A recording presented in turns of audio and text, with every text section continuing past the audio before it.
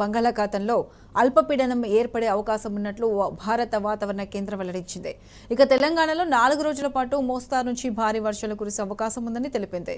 పలు జిల్లాల్లో అక్కడక్కడ భారీ నుంచి అతి భారీ వర్షాలు కురవనున్నట్లు వాతావరణ శాఖ అధికారులు తెలిపారు. రేపు ఎల్లుండి రాష్ట్రంలోని పలు జిల్లాలకు రెడ్ అలర్ట్ జారీ చేశారు.